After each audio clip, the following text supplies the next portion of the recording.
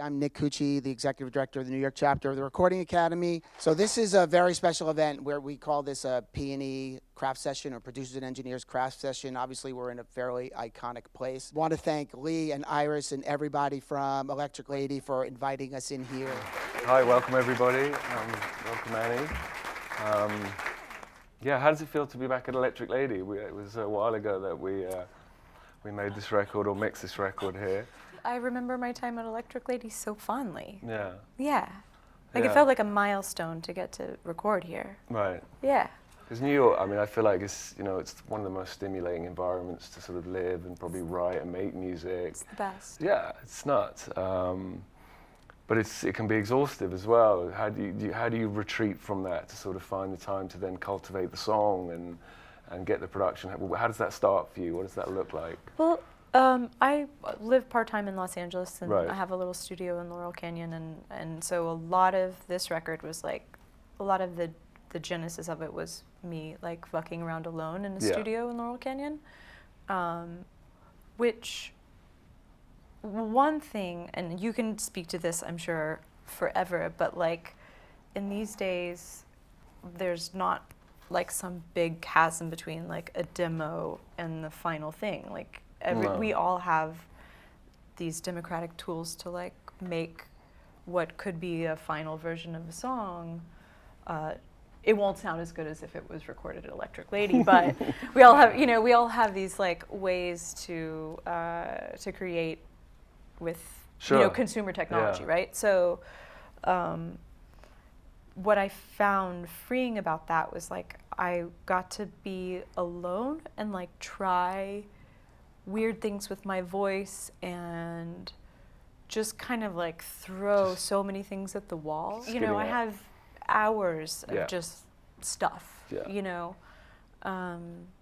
and the fact that I'm able to record myself, and we're all able to record ourselves, at least in an inchoate state, is like, I think can be very freeing. Yeah, I agree with you about the demo thing, that a lot of the stuff I get to work on has definitely started at the point of a demo, and I almost don't like the word demo because it implies you're not actually making a master. Yeah. And my head is very much, you should be aiming for the master from the minute you start thinking about what you're actually trying to do. Mm-hmm. I can't help but think as a mixer of a sort of finished record, and that probably doesn't help at the writing stage, but if you take the recording stage seriously, and get the vocal right and so on, you never know if you're going to get a better performance later. Absolutely. And sometimes the best way to get a great master vocal take is to pretend like it's a demo.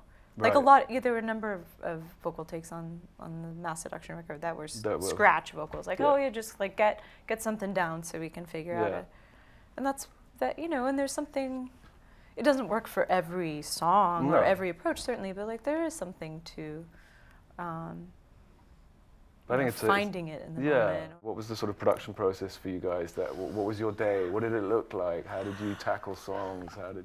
So I'm so curious to know your method too, but like the way that I'd always recorded was very much like, okay, banker's hours. It's 10 a.m. We're gonna go to 8 a.m. or 8 p.m. And like it was like blue collary kind of. Right.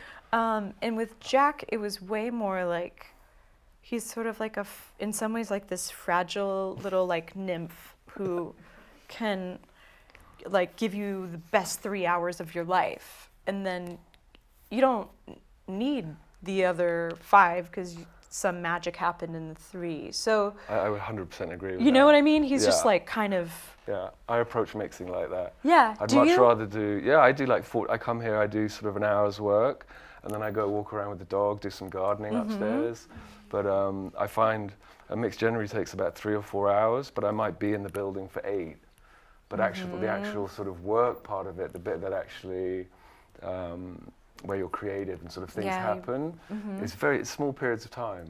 It's interesting. Yeah, and I mean it's different when you're writing and producing a song. I think you have to sort of really go into the, you've really got to listen a lot. But for me, the art of mixing is listening as least as possible. What's up, y'all? This is B.O.B. This is G-Eazy. I'm Mo. This is Julia Michaels. This is Logic. Make sure you subscribe to the Recording Academy channel. Flex.